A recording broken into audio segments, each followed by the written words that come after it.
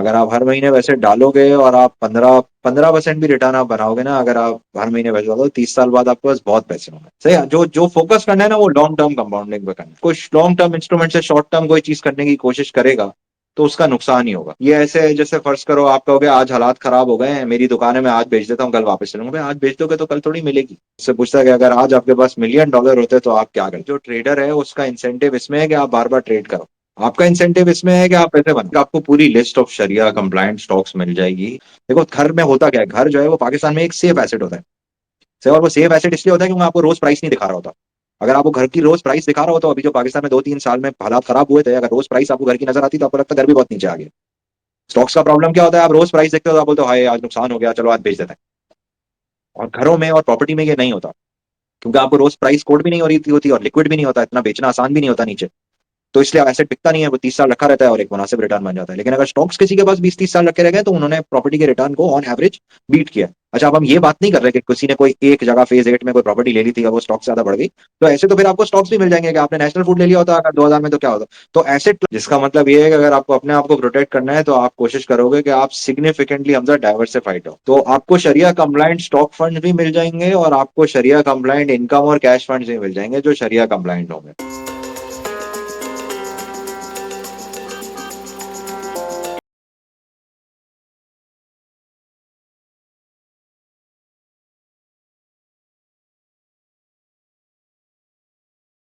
बिस्मिल्लाहिर्रहमानिर्रहीम।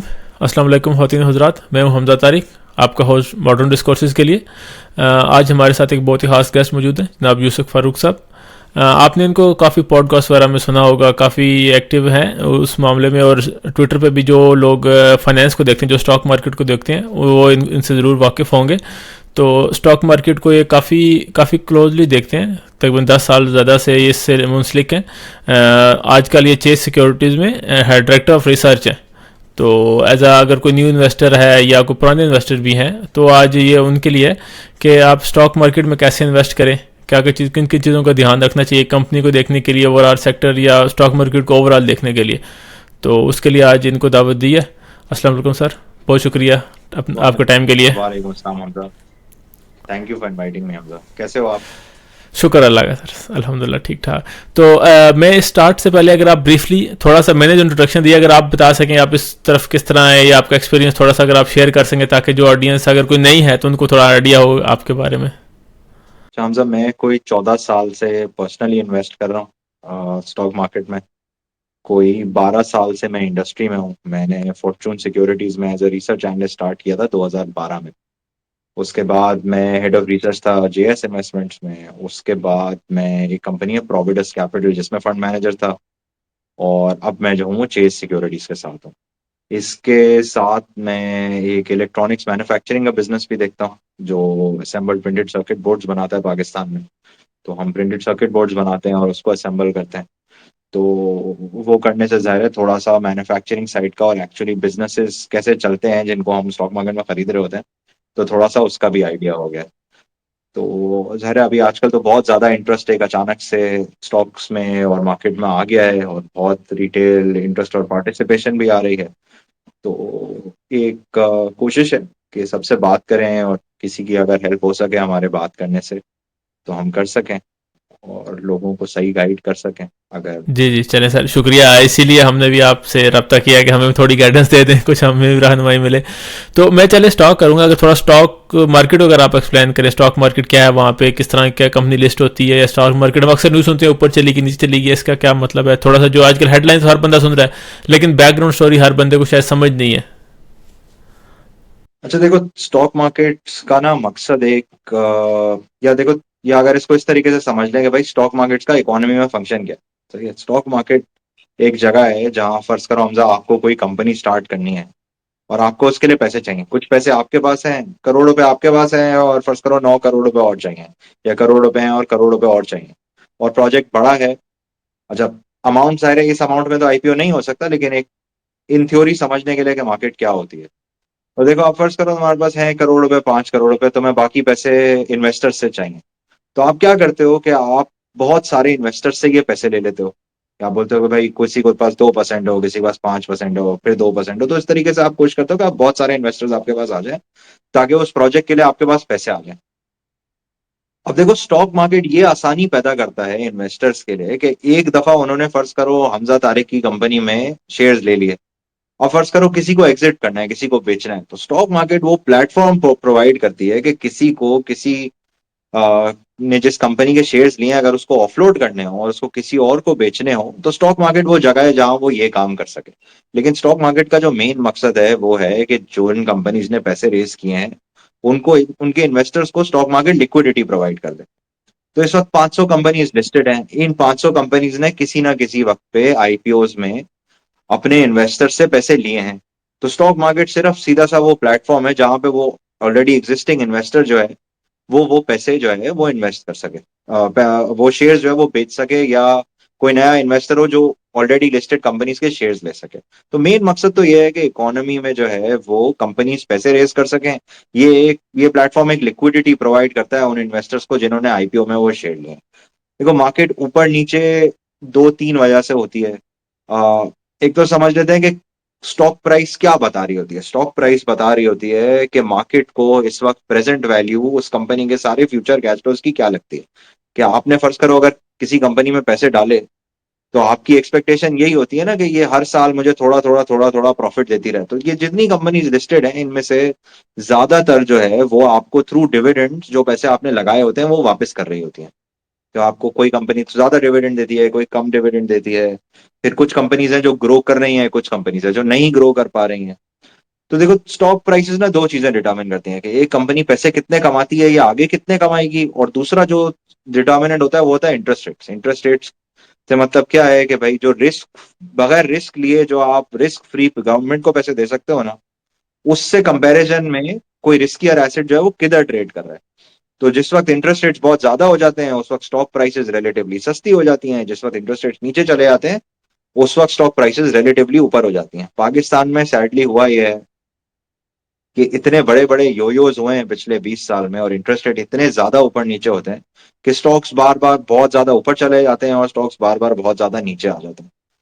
अभी इस वक्त जो पिछले समझ लो साल डेढ़ साल से हमजा हुआ है, वो यही हुआ है कि इंटरेस्ट रेट जो है वो 23% से आज कोई 12% के आसपास आ गए हैं मार्केट में। तो उसकी वजह से जो है वो स्टॉक प्राइसेस बढ़ गई हैं। फिर जाहिर है इकोनॉमी क्राइसिस से निकल रही है, तो कंपनीज पैसे भी कमाना शुरू कर रही हैं आहिस्ता आहिस्ता। तो भाई ये दो मेन वजह हैं जिनकी वजह से स्टॉक मार्केट नीचे आ गई है। अब स्टॉक्स खरीदना होता ऐसे ही है जैसे आपने कोई घर लिया हो, या आपने कोई दुकान लगाई हो, या आपने कोई फैक्ट्री लगाई हो। सैडली पाकिस्तान में जाहिर है जो बहुत सारे नए लोग आते हैं, वो उनकी कोशिश होती है कि हम 2 दिन में और 3 दिन में और 5 दिन में और उसी दिन में पैसे बनाए। इंस्ट्रूमेंट जो है वो है लॉन्ग टर्म के। भाई जैसे मैंने कोई घर लिया हो, या मैंने कोई दुकान लगाई हो, या कोई फैक्ट्री लगाई हो, तो इंस्ट्रूमेंट है लॉन्ग टर्म। अब जहां पे लोग इसको as a short term instrument use करने की कोशिश करते हैं, और बहुत ज्यादा रिस्क लेते हैं उन पैसों के साथ जिनकी उनको बाद में जरूरत होती है। तो देखो, आप अगर कोई दुकान लगाते हो या आप कोई फैक्ट्री लगाते हो, तो ज्यादातर आप उन पैसों से लगाते हो जो पैसे फिर आपको 5 साल, 10 साल, 20 साल के लिए नहीं चाहिए होते। कि भाई मैं जो भी इसका प्रॉफिट आएगा उससे मैं घर चलाऊंगा।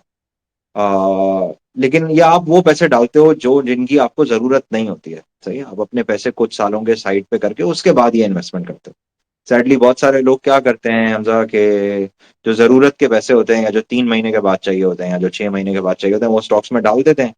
और फिर कभी कभी ऐसा भी हो जाता है कि मार्केट नीचे आ जाती है। सही है, मार्केट 1500 पॉइंट थी 2000 में, आज मार्केट है 1,15,000 पॉइंट्स, मेरा ख्याल है। देखो, अगर ओवरऑल देखोगे तो मार्केट ने 20% का रिटर्न ही दिया है, लेकिन there have been long periods of time जब मार्केट ने कोई रिटर्न नहीं दिया। मतलब 2008 में अगर किसी ने शेयर लिए थे, तो उसने 2012 तक कोई रिटर्न नहीं बनाया। इसी तरीके से अगर 2017 में किसी ने शेयर लिए थे, तो ऑन एवरेज 2022-23 तक किसी ने कोई पैसे नहीं बनाए। But overall the market given 20% return, तो ओवरऑल बढ़ती रही है, क्योंकि जाहिर है पाकिस्तान में कंपनीज की अर्निंग्स बढ़ती रही हैं। डिस्पाइट के पाकिस्तान में बड़े बड़े सैलाब आए हैं, जलजले आए हैं, गवर्नमेंट्स बहुत दफा टॉपल हुई हैं, कभी किसी की गवर्नमेंट आ जाती है, कभी किसी की आ जाती है। इंडिया के साथ बार बार जो है वो मसाइल हुए हैं। तो आपके साथ वेस्टर्न बॉर्डर पे जंगे हुई हैं, ईस्टर्न बॉर्डर पे जंगे हुई हैं, सैलाब आए हैं, कहत आए हैं। पॉलिटिकल जो पाकिस्तान में हालात रहे हैं वो बहुत अच्छे नहीं रहे, लेकिन उसके बावजूद भी जो है वो स्टॉक्स ने 20% का रिटर्न दिया। और इस 20% रिटर्न के अंदर बहुत सारी वो वाली कंपनीज भी शामिल हैं जो जो गवर्नमेंट की हैं, जिन्होंने बहुत बुरा परफॉर्म किया है। मतलब अगर आप oil and gas development corporation, OGDC, PSO या पीपीएल देखो, या गवर्नमेंट ओन्ड आप कोई भी एंटिटी देखो, आप नेशनल बैंक देखो, तो इन कंपनीज ने बहुत बुरा परफॉर्म किया है, क्योंकि गवर्नमेंट ने जो है वो अपनी इनएफिशिएंसी माइनॉरिटी शेयर होल्डर्स के ऊपर लोड कर दी एक तरीके से, कि बोला कि भाई हम इनएफिशिएंट हैं और हम ओजीडीसी और पीपीएल को पेमेंट नहीं करेंगे, आप ओनर हो तो क्या फर्क पड़ता है। तो इन बुरे हालात के बावजूद भी मार्केट का क्यूमुलेटिव एवरेज ग्रोथ रेट जो है वो 20% है। अगर आप गवर्नमेंट कंपनी इसमें से हटा दो तो रिटर्न और बेहतर है। लेकिन जो सबसे पहली याद रखने की चीज है ना हमजा, वो ये है कि these are long term instruments, और इनमें सिर्फ लॉन्ग टर्म पैसे डालें। वो पैसे डालें जो रिटायरमेंट में यूज करने हैं, या वो पैसे डालें जिनकी जरूरत नहीं है, और ये एक लॉन्ग टर्म इंस्ट्रूमेंट है। तो अगर कोई लॉन्ग टर्म इंस्ट्रूमेंट से शॉर्ट टर्म कोई चीज करने की कोशिश करेगा तो उसका नुकसान ही होगा। ये ऐसे है जैसे फर्ज करो आप कहोगे आज हालात खराब हो गए हैं, मेरी दुकान है, मैं आज बेच देता हूँ, कल वापस चलूंगा। भाई आज बेच दोगे तो कल थोड़ी मिलेगी। बिल्कुल बिल्कुल बिल्कुल। जी जी, यही मैं अक्सर जो सुनते हैं, जो बंदे इन्वेस्ट नहीं करना चाहते या जिनको नुकसान यही है कि मैंने डाले थे यार पिछले हफ्ते नुकसान हो गया, ये मसला हो गया, तो आप पैसे डबल नहीं होते स्टॉक में। और ये जो तुक्का नहीं, लॉन्ग टर्म आपने लेके बैठे ना बिजनेस को समझ के। अच्छा, ये तो एक है सेकंड पॉइंट जो मेरे ध्यान में भी आ रहा है, जो मेजर, जो मैंने जो अपने एक्सपीरियंस देखा है, लोग स्टॉक मार्केट में क्यों इन्वेस्ट नहीं करते। क्या शरिया कंप्लाइंट जो इशू है इसका, जो अक्सर बंदे इसको इस एंगल से भी देखते हैं, तो इसमें आपका क्या एक्सपीरियंस है, या कि जो स्टॉक्स हैं वो शरिया कंप्लाइंट है, या इसमें कुछ पोर्शन ऐसा है जो है, या जो कुछ ऐसा पोर्शन जो नहीं है। देखें, एक आपको पूरी list of sharia compliant stocks मिल जाएगी। जैसे मीज़ान वाले हैं वो एक लिस्ट बनाते हैं, अल हिलाल करके एक कंपनी है वो एक लिस्ट बनाती है। तो वो जो कंप्लायंट्स हैं, वो जो स्टॉक्स की लिस्ट है वो शरिया कंप्लायंट है। तो आपको शरिया ओके। कंप्लायंट स्टॉक्स भी मिल सकते हैं अगर आपको लेने हैं, उसमें बस आप डे ट्रेड नहीं कर सकते। लेकिन हम तो वैसे ही कह रहे हैं ना कि आप लॉन्ग टर्म स्टॉक्स लो। जी जी। अगर आप लॉन्ग टर्म लेते हो और आप शरिया कंप्लायंट लिस्ट में से ले लेते हो तो फिर वो शरिया कंप्लायंट है। ओके ओके ओके, चलें। अच्छा, नेक्स्ट, ये तो चलें, स्टॉक को आपने ब्रीफ दे दिया, ब्रीफिंग दे दी ओवरऑल। अगर मैंने कंपनी सेलेक्ट करनी है, मैं आज जा रहा हूँ स्टॉक मार्केट में, मैंने कोई भी कंपनी चूज करनी है, आप कह रहे हैं लॉन्ग टर्म उसको देखना है, what do you mean by उसको देखना है, बिजनेस को देखना है, बिजनेस आप कह रहे बिजनेस समझना है, तो बिजनेस से पैसे कमाएंगे और बिजनेस हमें प्रॉफिट देगा, उस हमें हिस्सा मिलेगा, सिंपल है कि मेरा 10% हिस्सा है, तो मुनाफे का 10% या समथिंग लाइक दैट मुझे मिल जाएगा। अब मुझे कैसे ये अंदाजा लगाना है कि ये कंपनी कल पैसे कितने कमाएगी, लाइक इस 10 साल बाद ये कैसे कितने पैसे कमाएगी या लगातार कमाती रहेगी, ये एक कैसे कंपनी को रिसर्च करना, ये थोड़ा सा अगर इसको एक्सप्लेन करें। अच्छा हमजा, इस पे ना पहले तो दो चीजें देखो। एक तो ना stock selection is not for everyone, तो हर किसी को जाके डायरेक्ट स्टॉक सेलेक्ट करने की कोशिश नहीं करनी चाहिए। सही है, उसके लिए एक बहुत अच्छा इंस्ट्रूमेंट मौजूद है, म्यूचुअल फंड्स का। अब देखो, तरह तरह के अलग अलग लोग होते हैं जिनकी अलग अलग तरह की सर्कमस्टांसेस होती हैं, अलग अलग डिस्कस कर लेते हैं ना। अब कोई फर्ज करो 20 साल का है जिसने अभी सेविंग स्टार्ट की है, और उसके पास 5-10 हज़ार रुपये महीने का आ गया, और उसके पास टाइम भी है रिसर्च करने का, और वो कहता है कि मैं हर महीने 10-15-20 हज़ार रुपए सेव करूंगा, तो उसके लिए तो अच्छा आइडिया है कि वो शायद स्टॉक सिलेक्शन भी कर ले। और उसके लिए अच्छा आइडिया क्यों है? क्योंकि अगर 2-3-6 महीने के बाद उससे नहीं हो रहा होगा तो अगली दफा फिर वो म्यूचुअल फंड में आ जाएगा। अगर फर्ज करो कोई है जिसके पास जो है, जिसने स्टार्ट करना है बड़ी अमाउंट से, सही है कि उसने अपनी मंथली सैलरी के 5 गुना से स्टार्ट करना है फर्ज करो, क्योंकि कुछ सेविंग पड़ी हुई थी, तो उसके लिए बहुत अच्छा आइडिया है कि वो ये पैसे म्यूचुअल फंड में डालना शुरू करे, और फिर आहिस्ता आहिस्ता सीखे और फिर स्टॉक सिलेक्शन करे। तो जैसे आप क्या करोगे, आपने कहा कि मेरे पास आज 5 लाख रुपए जमा हुए हैं, तो आपको करना ये चाहिए कि आप 4 लाख रुपए म्यूचुअल फंड में डाल दो, किसी इक्विटी म्यूचुअल फंड में, और 1 लाख रुपए से आप अपनी स्टॉक सिलेक्शन करने की कोशिश कर लो। सही है। और फिर आहिस्ता आहिस्ता जैसे आपको ये समझ में आता जाए कि अच्छा चलो सही, अब आपको आ गया है कि स्टॉक सिलेक्शन कैसे करते हैं, उसके बाद अब अपने सारे पैसों से करो। तो वो जो पहला साल जो सीखने वाला है ना, पहला साल या दूसरा साल, या हमें तो लगता है हम 15 साल के बाद भी सीख ही रहे हैं, और मुझे लगता है अगले 15 साल भी सीख ही रहे होंगे। तो तो जो आपका शुरू वाला टाइम है ना, वो फिर आपका रिटर्न्स के हिसाब से जाया नहीं होगा। तो आपने एक छोटी अमाउंट फर्स्ट करो अपनी स्टॉक सिलेक्शन के लिए रख ली, और एक बड़ी अमाउंट जो है वो आपने म्यूचुअल फंड में डाल दी, जो जो हर साल कंपाउंड होती रहे। सही है, जो जो फोकस करना है ना वो लॉन्ग टर्म कंपाउंडिंग पे करना है। अच्छा, अब आप कह रहे हो कि क्या करें, कि क्या देखें कि जिससे पता चले कि ये कंपनीज क्या आगे पैसे बनाती रहेंगी या नहीं। अच्छा देखो, ये बहुत ज्यादा टाइम कंज्यूमिंग काम है। देखो, कुछ कुछ मेजर मोटी मोटी चीजें देख लेते हैं। एक तो देखो, देखना सबसे ज्यादा जरूरी है कि जिस प्राइस पे आप खरीद रहे हो ना, उसमें आपके पास मार्जिन ऑफ सेफ्टी है या नहीं। मतलब चीज की जो वैल्यू होनी चाहिए ना, आपको उससे सस्ती मिल रही है या। तो आपको देखना ये है कि अगर मार्केट फर्स्ट करो 8 टाइम्स अर्निंग्स या 10 टाइम्स अर्निंग्स पे चीजें दे रही है, तो ये स्टॉक जो है वो उससे मुझे थोड़ा सा सस्ता मिल जाए। सही है। तो पहली चीज तो ये देखनी है कि जो आपको कंपनी मिल रही है वो आपको सस्ती मिल रही है या। फिर एक जो बहुत ही जरूरी चीज है वो देखना है, वो बिजनेस का रिटर्न ऑन इक्विटी क्या है। रिटर्न ऑन इक्विटी आप कैसे कैलकुलेट करोगे?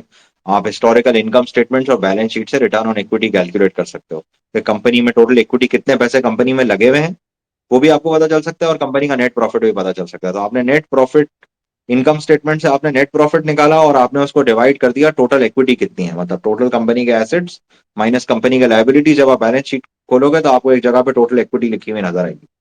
तो आपने इनकम को डिवाइड किया इक्विटी से, और आपने देखा कि अच्छा ये कंपनी ना अपनी इक्विटी पे कितना रिटर्न बनाती है।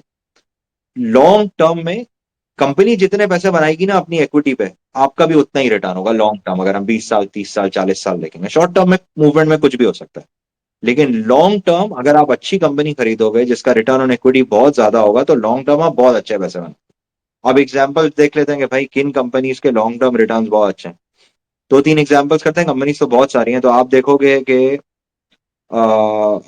कि कोलगेट पामोलिव है तो उसका रिटर्न ऑन इक्विटी बहुत हाई है। आप नेस्ले देखोगे तो आप देखोगे उसका रिटर्न ऑन इक्विटी बहुत हाई है।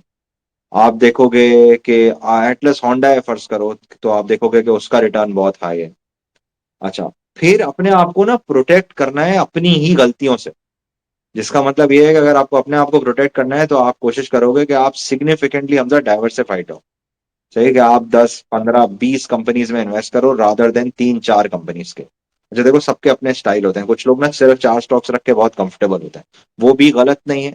लेकिन मेरे ख्याल से ज्यादातर लोगों के लिए वाइडली डाइवर्सिफाइड होना, स्पेशली अगर वो स्टार्ट कर लेना, तो वाइडली डाइवर्सिफाइड होना सीखने के लिए भी बहुत अच्छी चीज है। कि भाई आपकी अगर कोई गलती हो ना, तो वो आपके पोर्टफोलियो को डैमेज नहीं करे, और आपका जो भी मार्केट का रिटर्न है ना एटलीस्ट वो बनता रहे, और छोटा छोटा जो आप एडिशनल अल्फा कमा सको, तो आप छोटी छोटी एडिशनल रिटर्न के साथ वो पैसे बना सको। अच्छा, आप पूछ रहे थे कि कंपनीज में क्या देखें, तो देखो एक तो ये देख लो कि हिस्टोरिकली कंपनी में क्या हो रहा है। सही है। और फिर आप देखो कि आगे क्या हो सकता है। आगे क्या हो सकता है कि नहीं, देखो एक तो ये हो सकता है कि भाई पीछे से अगर ग्रोथ आ रही है कंपनी में और इकोनॉमी के हालात अच्छे हैं, और जब भी इकोनॉमी के हालात अच्छे होते हैं तो उस कंपनी के हालात अच्छे हो जाते हैं, तो एक क्लू ये हो सकता है।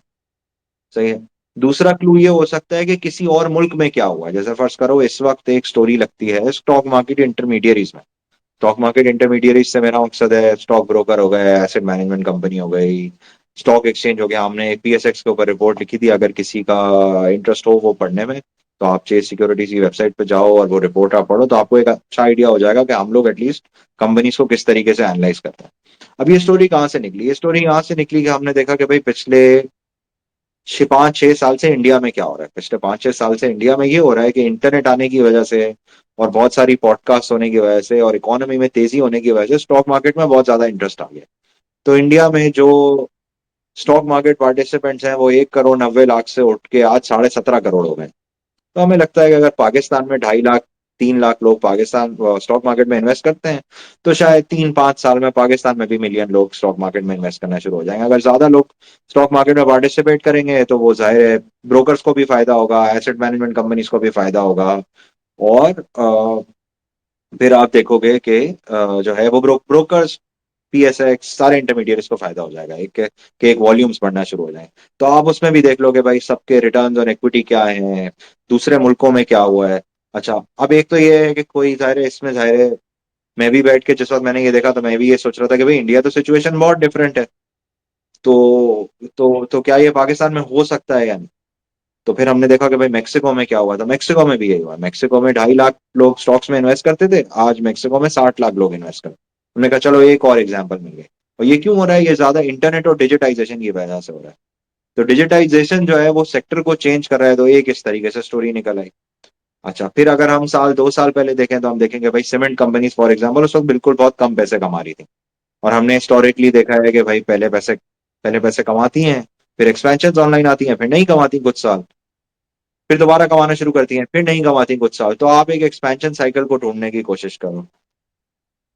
तो इस तरीके से तो इस तरीके से जो है ना आप आहिस्ता आहिस्ता चीजें आइडेंटिफाई कर सकते हो। अभी आप देखो, जैसे फर्ज करो कि ऑटो कंपनीज में एक बहुत अच्छी चीज लोगों ने आइडेंटिफाई की साल, 1.5 साल, 2 साल पहले, वो थी सासगार के भाई। एक कंपनी थी जिसने एक नई गाड़ी लॉन्च की जो बहुत सक्सेसफुल हो गई, स्टॉक उठ के 50 रुपए से और आज 1,000, 1,100 रुपए हो गया। तो इस तरीके से आप चीजें आइडेंटिफाई कर सकते हो। कभी कभी आपके आसपास चीजें हो रही होती हैं और आप उनको देख सकते हो। तो अभी इस वक्त क्या लगता है कि अगर इंटरेस्ट रेट्स नीचे आते हैं, तो जब इंटरेस्ट रेट नीचे आए तो आप ऑटोज और ऑटो पार्ट्स में बहुत सारी चीजें ढूंढ सकते हो कि भाई कौन सी auto parts company can do well जब गाड़ियां बिकेंगी, या कौन सी auto company can do well जब जो है वो जब जब जब सेल्स बढ़ना शुरू होंगे। तो आप स्टार्ट करो एनुअल रिपोर्ट से कि भाई आपने पिछले 3, 5, 10 साल की एनुअल रिपोर्ट्स पढ़ी। फिर आप उनके फाइनेंशियल्स देखो और समझो कि भाई ये कब पैसे कमाती हैं, किसका मार्जिन अच्छा है, किसका रिटर्न ऑन इक्विटी अच्छा है, कौन लास्ट टाइम जब पाकिस्तान में तेजी थी तो पैसे कमा रहा था, किसी में क्या कोई मैनेजमेंट में चेंजेस तो नहीं आया है, किसी ने क्या बहुत ज्यादा कर्जा तो नहीं ले लिया है। तो इस तरीके से जो है आप आइडेंटिफाई कर सकते हो चीजें कि आगे क्या हो सकता है। इसी तरीके से भाई आप ये देखो कि फ्लैट स्टील में क्या हो रहा है, कि दो कंपनीज हैं और वो पैसे नहीं कमा रही हैं इस वक्त, और अब आहिस्ता आहिस्ता उनकी प्रॉफिटेबिलिटी बढ़ जाएगी क्योंकि वो गाड़ियों को बेचते हैं अपना माल, और ऑटो कंपनीज को, और दूसरा वो जो है होम अप्लायंस वालों को बेचते हैं। तो फ्रिज फ्रीजर बिकेंगे तो भी flat steel will do well, और अगर गाड़ियां बिकेंगी तो they will also do well, क्योंकि प्लेयर्स दो हैं। अब कुछ सिचुएशंस हैं जहां पे डिमांड शायद वापस आने के बाद भी शायद मार्जिन ना इंप्रूव हो, वो लॉन्ग स्टील हो सकता है कि भाई लॉन्ग स्टील जो सरिये वाला सेक्टर है पाकिस्तान में, वो उसके लिए बहुत ज्यादा डिमांड चाहिए कि ये आपस में लड़ना बंद करें प्लेयर्स, और प्राइस बढ़ा सकें और मार्जिन बढ़ा सकें। तो इनको सोचना बिजनेसेस की तरह है कि भाई will this business do well. और दूसरा ये भी कि देखो ये सब लोग ना ये नहीं कर सकेंगे, सही है। तो for most people mutual funds are a good way to start investing and get 15, 18, 20, 21% return through mutual funds long term. देखो अगर आप 16, 18, 20% भी 30 साल बनाते रहते हो ना, तो आपका आउटकम बहुत अच्छा होता है। मतलब आपने अगर 2000 में 1,500 रुपए डाले थे तो आज 1,10,000, 1,15,000 है। इन्फ्लेशन का ख्याल रख लिया मार्केट ने, इन्फ्लेशन भी का भी ख्याल रख लिया, कुछ इन्फ्लेशन के ऊपर रिटर्न भी बन गया, तो एक मुनासिब आउटकम निकल आया सबका एट अ टाइम जब पाकिस्तान में वैल्यूएशन अभी भी कम है। तो मतलब अगर पीक वैल्यूएशन पे हम वापस चले जाएं तो ये 20% शायद उठ के 22% लॉन्ग टर्म हो जाएगा। तो ये मेजरली जो है वो तरीका होता है। बट सबका ना अपना स्टाइल बनता है स्टॉक सेलेक्ट करने का। कुछ लोग बहुत ज्यादा जो है वो फर्टिलाइजर कंपनीज और ऑयल कंपनीज में कंफर्टेबल होते हैं, कुछ लोग छोटी कंपनीज में, स्मॉल कैप और मिड कैप में ज्यादा कंफर्टेबल होते हैं।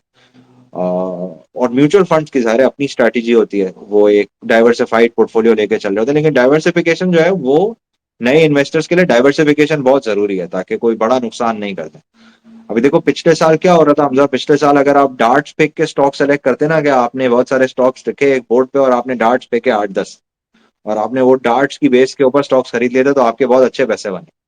2025 में शायद डार्ट्स फेंक के पैसे नहीं बनेंगे, सही है। व्हेन यू रॉन्ग तो you will also lose money. तो अब जो है वो थोड़ा सा और कॉशियस हो जाना चाहिए और थोड़ी और मेहनत करनी चाहिए स्टॉक्स ढूंढने पे। मेरा ख्याल है इन्हीं चीजों का ख्याल हमजा रखना चाहिए। ओके। अच्छा, आपने जो म्यूचुअल फंड की बात की उस पर मैंने आना था, चलें। अच्छा, म्यूचुअल फंड का अगर आप उसमें भी एक तो शरिया कंप्लायंस का इशू अगेन, एंड सेकेंडली उसमें जो मैंने सुना है देखा है, एक तो आप कह रहे थे आपके पास कंपाउंड भी हो सकता है, सेकेंडली जिस तरह समथिंग लाइक जो मेरी तरह है, घर या पैसे भेजने, या ओवरसीज जो पाकिस्तानी है, अगर वो उन्हें सर्टन अमाउंट घर भेजनी होती है तो मंथली विड्रॉल वाला भी आई थिंक होते हैं। सर्टन अमाउंट आपने बजाय हर महीने भेजने के, आपने 1, 2, 3 मिलियन और आप रोज 100,000 हर महीने भेजें तो 3 साल बाद आपने 3, 4 मिलियन आपके पाकिस्तान में हो गए। उन्हीं का वो म्यूचुअल फंड वाले 100,000 या समथिंग लाइक दैट वो निकाल के देते रहेंगे, आपका घर में एक्सपेंस चलते रहेंगे। जो मैंने सुना है थोड़ा बहुत, अगर आप ये भी बता सकें म्यूचुअल फंड किस तरह के होते हैं और उसकी शेयर कंप्लायंस, और क्या वो कंपाउंडिंग भी होती है और आप रेगुलर विड्रॉ भी उसमें से करा सकते हैं, क्या ये अच्छी देखो स्ट्रेटजी है एज आप अ। विड्रॉ तो हमजा आप विड्रॉ तो कभी भी कर सकते हो, लेकिन जैसे मैं शुरू से आपको कह रहा हूँ कि अगर आपको स्टॉक्स में वो पैसे डालने चाहिए जो आपको विड्रॉ ना करने, सही है। जो आपकी लॉन्ग टर्म सेविंग है ना वो स्टॉक्स में डालनी चाहिए। जो पैसे विड्रॉ करने ना उसके लिए आपको कोई इस्लामिक कैश फंड मिल सकता है, कोई इस्लामिक इनकम फंड मिल सकता है। ये इनकम फंड्स होते हैं, सही है। तो ये इसमें ये मसला नहीं होगा कि जिस वक्त आप पैसे निकालने के लिए गए उस वक्त मार्केट नीचे हुई और आपको मतलब नीचे पैसे बाहर निकालने पड़े। तो आपको शरिया कंप्लाइंट स्टॉक फंड भी मिल जाएंगे और आपको शरिया कंप्लाइंट इनकम और कैश फंड भी मिल जाएंगे जो शरिया कंप्लाइंट होंगे। तो आपको जो तो आपको जो पैसे, फर्ज करो जहां पे आपकी लिक्विडिटी की रिक्वायरमेंट है ना, फर्ज करो कहते हो मुझे 10 लाख रुपए तो इस साल मुझे निकालने होंगे, तो वो पैसे आपने इनकम फंड में डाल दिए। जो पैसे आप कहते हो ना मुझे 3 साल 5 साल 10 साल के लिए नहीं चाहिए होंगे, तो वो आप सोच सकते हो कि अपनी रिस्क एपेटाइट के हिसाब से वो आप स्टॉक फंड में डाल सको। अच्छा, जब आप किसी एसेट मैनेजमेंट कंपनी के पास जाओगे भी ना, तो वो एसेट मैनेजमेंट कंपनी आपकी हेल्प भी करेगी ये करने में कि आपको ये पैसे डाल के कौन से फंड में आपको ये पैसे डालने चाहिए। चाहे फिर आप वो किसी भी एसेट मैनेजमेंट कंपनी में जाओ, आप जिस भी एसेट मैनेजमेंट कंपनी में जाओगे, वो कंपनी आपकी हेल्प करेगी आपको ये बताने में कि आपको किस फंड में डालने चाहिए। और फिर अगर आपका एक्सपेरिमेंट करने का और खुद सीखने का मूड हो रहा है, तो फिर आप किसी ब्रोकरेज हाउस को कांटेक्ट कर सकते हो और आप आरडीए के थ्रू जो है वो स्टॉक्स में डायरेक्ट इन्वेस्ट भी कर सकते हो। तो ये ऑप्शन भी जो है ना वो हमेशा अवेलेबल होता है कि किसी को अगर खुद भी इन्वेस्टिंग करनी है और खुद डिसाइड करना है कौन सा स्टॉक खरीदना है कौन सा स्टॉक बेचना है। अब देखो सेल्स डेस्क पे ब्रोकरेज हाउसेस की भी, ऐसा नहीं है कि ब्रोकरेज हाउसेस आपको हेल्प नहीं कर सकते। अगर आप एक अच्छे ब्रोकरेज हाउस पे होगे जिसका रिसर्च डिपार्टमेंट स्ट्रांग है और जो क्लाइंट्स की हेल्प कर सकते हो, तो वो भी आपको बता सकते हैं कि भाई आप अपना पोर्टफोलियो ऐसे ऐसे ऐसे ऐसे कंस्ट्रक्ट कर लो। और बहुत दफा जाहिर है आपका म्यूचुअल फंड से बहुत ज्यादा रिटर्न बन जाता है, क्योंकि देखो म्यूचुअल फंड, अच्छा ज्यादातर लोगों के लिए म्यूचुअल फंड ज्यादा good option, but mutual fund के ना कुछ डिसएडवांटेजेस भी हैं। म्यूचुअल फंड का डिसएडवांटेज ये है, फर्ज करो आपके पास आज 10 मिलियन रुपए हैं। 10 मिलियन रुपए में ना आपके पास इन्वेस्टिंग के बहुत ऑप्शंस अवेलेबल होते हैं। आप कोई छोटी कंपनी में खरीद सकते हो, आप जल्दी खरीद सकते हो, आप जल्दी बेच सकते हो। म्यूचुअल फंड होते हैं 10 अरब 20 अरब 30 अरब रुपए के, जिसका मतलब है कि एंट्री एग्जिट मुश्किल होती है। जिसका मतलब ये है कि साइज उनका बड़ा होता है। फिर जो है जाहिर है mutual fund charge you 2% management fees. फिर उनका एक एक्सपेंस रेशो पाकिस्तान में फॉर सम रीजन हाई होता है, कुछ मार्केटिंग वगैरह के भी पैसे वो ले लेते हैं। तो वहाँ एक्सपेंस रेशो थोड़ा हाई होता है, लेकिन ज्यादातर लोगों के लिए जिनको कोई मेहनत नहीं करनी है, दैट्स अ गुड ऑप्शन। अगर आपको मेहनत करनी है तो आप किसी अच्छे ब्रोकरेज हाउस में जा सकते हो, उनके रिसर्च डिपार्टमेंट से भी डायरेक्ट बात कर सकते हो, उनकी सेल्स डेस्क आपको हेल्प करेगी आपका पोर्टफोलियो बनाने में और स्टॉक सिलेक्शन में। तो आपको लोग हेल्प करने वाले ब्रोकरेज हाउसेस में भी मिल जाएंगे। जैसे चेज में अगर कोई अकाउंट खोलता है तो उसके पास डायरेक्ट एक्सेस होता है एक बहुत अच्छे ट्रेडर का भी, जो जो स्टॉक सिलेक्शन में हेल्प कर देता है। और वो जो सारे ट्रेडर्स होते हैं वो रिसर्च से इन टच होते हैं कि भाई अब क्या करना है। तो रिसर्च डिपार्टमेंट और सेल्स डिपार्टमेंट मिल के हेल्प कर रहे होते हैं हर रिटेल क्लाइंट की, कि भाई आप पोर्टफोलियो किस तरीके से बनाओ। और कोशिश ज़ाहिर है यही होती है कि अच्छा अगर आपका ट्रेडर आपको बहुत ज्यादा ट्रेडिंग करवा रहा है ना, तो प्रॉब्लम सही। तो अब ये आपको खुद सोचना है कि जो ट्रेडर है उसका इंसेंटिव इसमें है कि आप बार बार ट्रेड करो, आपका इंसेंटिव इसमें है कि आप पैसे बनाओ। जी जी, ऑफ कोर्स। ओके। जी जी, अच्छा। म्यूचुअल फंड से रिलेटेड चीज सिमिलर, इंडेक्स अक्सर कहा जाता है, वारन बफेट भी, कि ये इंडेक्स आप बाय कर लें, वो बेटर ऑप्शन है इंडिविजुअल स्टॉक से। हम S&P 500 या नेस्डैक वगैरह सुनते रहते हैं। या हम PSX में भी इंडेक्सेस हैं डिफरेंट, क्या बाय कर सकते हैं, या कुछ सेक्टर वाइज वो इंडेक्स है, या? हाँ, तो पीएसएक्स में हमजा इंडेक्सेस जरूर हैं, लेकिन पीएसएक्स के इंडेक्सेस का प्रॉब्लम ये है कि इस वक्त ना वो कोई बहुत आसानी से इन्वेस्टेबल नहीं है। तो जो सेकंड बेस्ट ऑप्शन है ना, वो थोड़ा सा हाई कॉस्ट है ज़ाहिर है इंडेक्स में इन्वेस्ट करने से, लेकिन वो है म्यूचुअल फंड ही। तो अगर आपको इंडेक्स इन्वेस्टिंग ही करनी है तो बहुत सारे म्यूचुअल फंड है, at least the larger mutual fund, जो बड़े म्यूचुअल फंड है वो ज्यादातर इंडेक्स के करीब ही इन्वेस्ट कर रहे होते हैं या इंडेक्स में ही इन्वेस्ट कर रहे होते हैं, और वो बहुत ज्यादा बाहर नहीं जाते हैं इंडेक्स से, अनलेस फंड मैनेजर को लगे कि जो है वो बहुत ज्यादा रिटर्न बन सकता है इंडेक्स से बाहर इन्वेस्ट करके। तो पाकिस्तान में ना सैडली ऐसा कोई ऑप्शन है नहीं। एसीसीपी काम कर रहा है कि कोई लो कॉस्ट चीज निकल है, लेकिन पाकिस्तान में ना आपको 100 200 कोई लिक्विड स्टॉक्स मिलते नहीं है जिनके अंदर ये इंडेक्स का वो बन सके। बट जो क्लोजेस्ट ऑप्शन है वो म्यूचुअल फंड है पाकिस्तान में, और वो भी आपका लॉन्ग टर्म रिजल्ट जो है वो अच्छा ही रहेगा। लेकिन अगर आप खुद कर सकते हो और आप खुद स्टॉक सिलेक्शन कर सकते हो, तो आपका रिजल्ट जो है वो म्यूचुअल फंड से बहुत बेहतर हो सकता है। म्यूचुअल फंड का साइज बहुत बड़ा होता है, तो वहाँ फंड मैनेजर की गलती नहीं होती, वो कुछ कर ही नहीं सकता। वो 30 अरब रुपए का फंड होता है, म्यूचुअल फंड मैनेजर क्या करेगा। यहाँ तो जो कंपनीज में बहुत अच्छे रिटर्न बनते हैं वो होती ही 2 अरब और 3 अरब और 4 अरब रुपए की हैं। तो अगर एक म्यूचुअल फंड को लेना हो 10% का भी पोजीशन, तो उसको पूरी कंपनी खरीदनी पड़ेगी, तो वो तो हो नहीं सकता। क्योंकि अगर आप देखोगे कि बहुत हाई रिटर्न्स कहाँ पे बनते हैं, तो बहुत हाई रिटर्न्स बनते हैं बहुत छोटी छोटी कंपनियों में बहुत दफा। और बहुत ज्यादा नुकसान भी बहुत छोटी छोटी कंपनियों में ही होते हैं, ये भी बहुत जहन में रखना चाहिए छोटी कंपनियां खरीदते हैं। लेकिन बहुत हाई रिटर्न बनते हैं छोटी कंपनियों में। म्यूचुअल फंड अगर 30 अरब रुपए का है तो वो छोटी कंपनी के अंदर साइजेबल पोजीशन ले ही नहीं सकता। अच्छा, ये छोटी कंपनी सर आपने बात की, यहाँ पे भी हमारा ऑस्ट्रेलिया में एक पहले एक मैनेजर था, वो उसने ना इस तरह बात वाला इन्वेस्टिंग पे ही हो रही थी, तो उसने मुझे बताया उसका सुजू उसके पास नया डाला था, सुजुकी था 4x4, तो डी मैक्स, तो उसने मुझे कहा कि ये मैंने $1000 के शेयर लिए थे, उससे ये मैंने परचेज किया हुआ है।